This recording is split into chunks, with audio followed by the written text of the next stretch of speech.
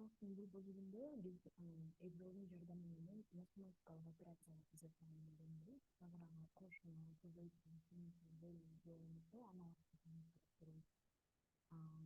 эң кошуу математикалык амалдарды аткарууда Excel'да бир канча жолдорду колдонсо болот. Бирок биз анын ичинен өзүбүз колубуз менен кантип кошуп Excel'ды бир калькулятор эсептөө катары кантип колдонсок болот же болбосо Excel'дагы кээ бир автоматташтырылган формулаларды колдонуп карайбыз. Мисалы бир жөнөкөй бир мисал карап көрөлү. Бул кошуу делик. Анын үчүн Excel'де кандайдыр бир математикалык операцияларды аткаруу үчүн биринчи кошууну барабарды басабыз, кошууну бассак да болот. Мисалы 5 кошуу 5 дедик. Бул жөн гана барабар белгисин басып, 2 цифра жаздык, ортосуна кошуу койдук. 10 деп Excel автоматтык түрдө бизге ушинтип кошуп койот. Же болбосо бул жерде биз санды өзүбүз кирдик.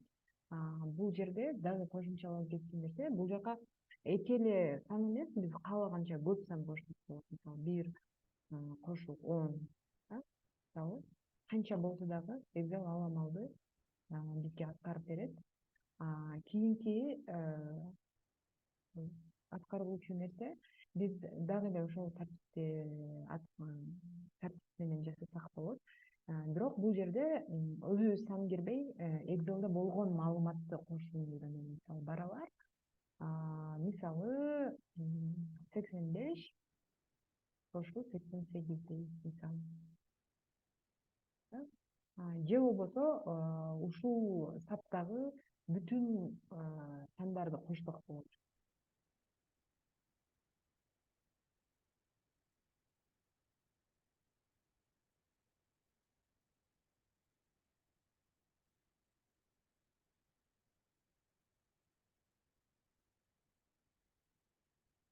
Деп кошсок бизге бул саптагы бүтүн сандардын күрүчтүн акыркы 10 жылга 11 жылга болгон баасынын кошуу чыгарып берди. Бизге баардык бааларды коштук, суммасын чыгарып берди.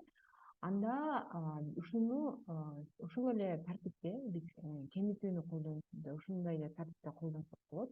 Мисалы 10 кемитүү 5 дейбиз. Excel бизге автоматтык түрдө 5 деп чыгарып берет. Ушундай эле дагы муну уласак болот. Мисалы 1 кемитүү 2 деп. Аны бул жерде кошсок. Же болбосо ушундай аралаш деле жазсак болот. Мисалы 2 деп аткарып берет. Бул жерде деле ушундай. Мисалы бул жылкы менен өткөн жылкы баанын айырмасын көрө турган болсок, мисалы айырманы, мисалы 88, эми 4-чү уячадагы маалымат менен андан мурдагыны мисалы деп кемитсек, Excel автоматтык түрдө бизге айырмасын көбөйтөт. Көбөйтүү деле ушундай тартипте аткарылат. Карабыз. Андан кийин 2 мисалы көбөйтүү үчүн бул жакта клавиатурадан жылдызчаны басабыз. 3 дейли. Мисалы 6 деп чыгарып берет. Дагы кийин ушундай эле тартипте мисалы бир канча сандарды көбөйтсөк дагы болот. 12 деп чыгарып берет. Бөлүү деле ошондой тартипте аткарылат. Мисалы 4 бөлүү 2 дейбиз.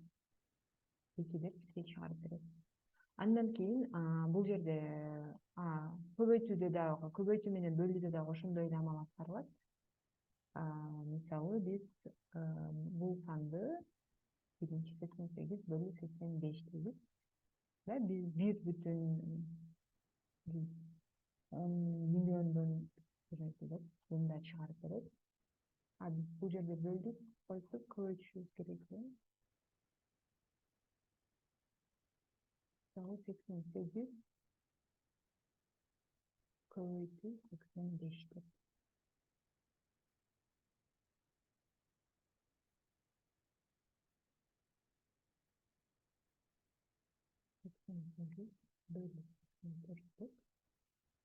Бизге чыгарып берет маалыматтарды.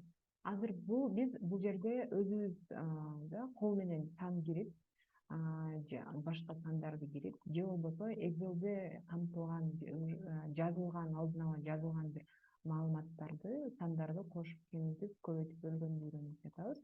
Андан кийин Excel'de бир канча математикалык операцияны аткарсак, бир амал аткарсак да болот. Мисалы, 10 кошуу, 5 кемитүү, мисалы 6 деп ушундай тартипте аткарсак да болот. Ал автоматтык түрдө биздин маалыматыбызды эсептеп берет, саныбызды эсептеп берет. Же болбосо, мисалы, 4 бөлүү 2 кошуу 3 деп. Мисалы, 4-тү 2-ге бөлүп, андан 2 деген жоопту 3кө кошуп, 5 деген жооп чыгарып атат. Бирок бир белгиленгечи нерсе, Excel ар дайым математикадагы амал аткаруу тартибине жараша иштейт. Ал кандай? Мисалы, көбөйтүү же бөлүү болсо, ошол амалды биринчи аткарып, кошуу жана кемитүүнү андан кийин аткарат.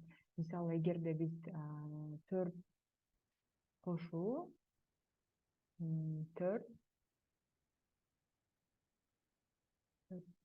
8 бөлүү 2 десек, Excel 8 деп чыгарат. Анткени эгер биз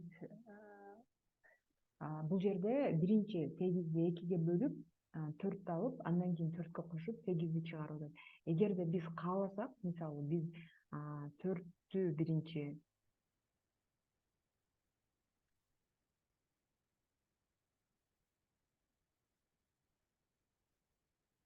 эгерде биз биринчи 4-тү 8-ге кошуп,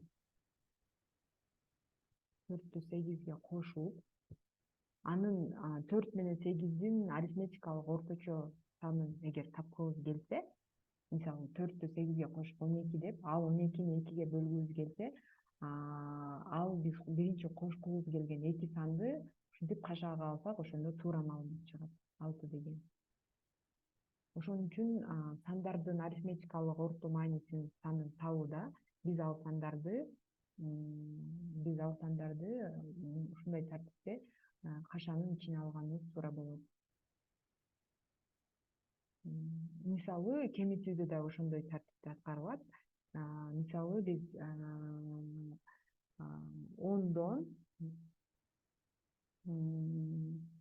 2-ни кемитип, айырманы, мисалы, 2-ге бөлүүнү каалап атабыз. Айырманы 2-ге бөлүүнү каалайбыз. Бирок бизге Excel 9 деп чыгарып коет. Анткени ал биринчи 2-ни 2-ге бөлүп 1 деп, андан ал 1-ди 10дон кемитип 9 деп чыгарат.